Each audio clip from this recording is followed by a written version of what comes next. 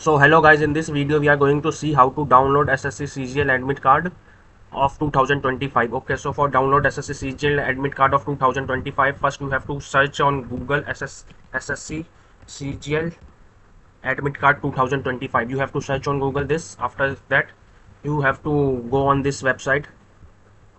Okay, then at the top you see this link. Okay, this link, you have to click on this link. After clicking this link you have to go on the original page of SSC, and then you have to do login from here, and you have to do login. Okay, so I have done my logging.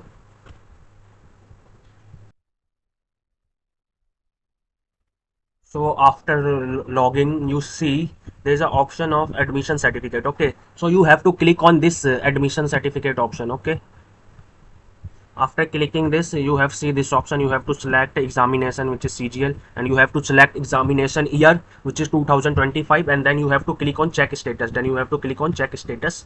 After that you will see this option. You have to click on this checkbox. After that you will able to download your admit card. When you click download admission card, you have to click on process to download, and then you will able to download.